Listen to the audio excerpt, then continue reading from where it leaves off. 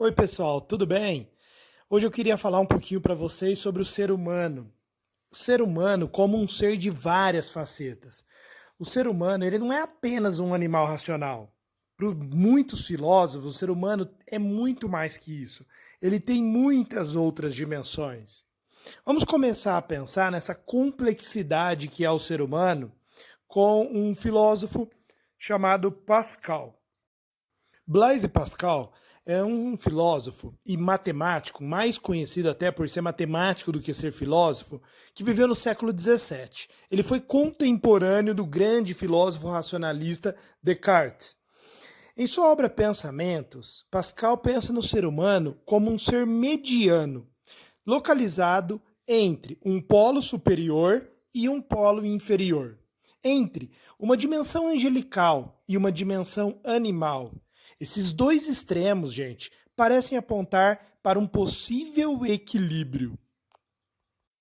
Diante dessa condição de vida entre o mundo superior e o inferior, apenas a crença em Deus, nesse Deus judaico-cristão, poderia trazer ao homem um pouco de paz. O que Pascal está querendo dizer, gente, é que o mundo de Deus, esse mundo, ele é infinito. Portanto, se ele é infinito, nós não somos infinitos. Nós somos diante de Deus um nada. Deus, a criação, o universo, ele é infinito diante de nós. Nós, diante desse mundo infinito, somos seres limitados, portanto, somos nada. Só que se nós olharmos para nós em relação ao nada, nós existimos e o nada não existe. Então, em relação ao nada, nós somos tudo. Então, o que é o ser humano para Pascal nesse seu livro Pensamentos? O ser humano está entre o nada e tudo. Portanto, nós somos seres medianos na medida em que entre o nada e Deus estamos nós. O que Pascal está fazendo é colocar em dúvida a razão humana, diferente do Descartes, que através da razão ele deu muito poder para a razão. Através da razão nós provávamos a existência de Deus. O Pascal ele está fazendo uma crítica a esse racionalismo. Para ele, a nossa razão tem limites. A nossa razão está sempre nos enganando. E é por isso que o coração, gente, em seu sentido metafórico, ele deve ser ouvido. Pascal tem uma frase que ele diz: o coração tem razões que a própria razão desconhece. O que ele quer dizer com isso? Não é possível provar a existência de Deus através apenas da razão.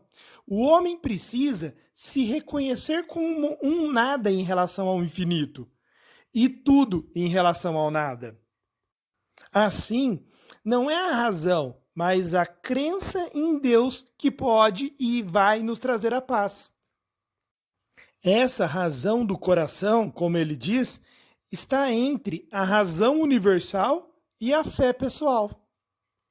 A partir daí, Pascal vai definir espírito como uma disposição para adquirir e apreciar o conhecimento. Portanto, um espírito que é geométrico na medida em que nós podemos perceber a realidade tangível, o mundo material, mas um espírito também de fineza, na medida em que nós podemos pensar na realidade intangível, que é tudo o que só podemos buscar através da razão.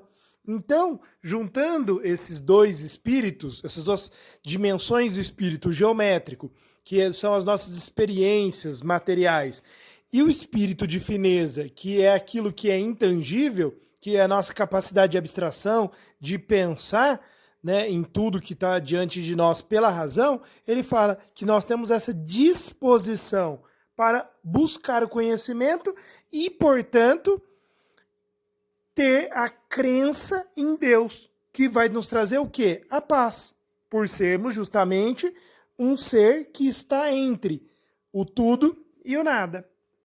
A partir daí, gente, ele vai dar um argumento que ficou conhecido como a aposta de Pascal. O que ele diz?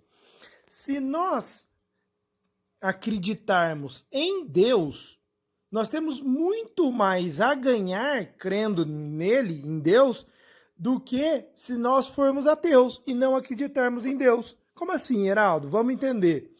Se nós não acreditarmos em Deus e estivermos certo, ele realmente não existir, nós vamos ganhar, mas de forma limitada. Por que de forma limitada? Nós não acreditamos e ele não existe. Então, o que nós temos a ganhar? Algo limitado, que é estarmos certos apenas. Portanto, é um ganho finito. Essa é a primeira. Vamos ver a segunda.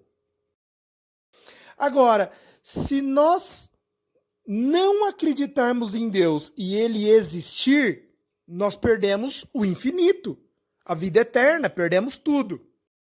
A terceira hipótese é, se nós acreditarmos em Deus e ele não existir, o que nós perdemos? Nós perdemos algo limitado. Nós apenas perdemos algo finito. Teremos uma perda finita, que é não existir Deus. Agora vamos para a última hipótese. Se nós acreditarmos em Deus e ele realmente existir, o que nós ganhamos? Ganhamos tudo. Ganhamos o infinito, a vida eterna. Então, entre essas 4 hipóteses, o que é melhor? Não acreditar ou acreditar? É claro que acreditar. Mas por que 4 hipóteses, Heraldo? Porque você pode, primeiro, não acreditar e estar certo. Segundo, não acreditar e estar errado. Terceiro, acreditar e estar errado. E quarto, acreditar e estar certo. Das 4 hipóteses, é muito melhor você acreditar. Por quê? Se você acreditar e estar certo, você ganha tudo, o infinito. Agora, se você acreditar e estar errado, você perde pouco. Então, por isso, conclusão do Pascal, deve acreditar em Deus. Você tem tudo a ganhar.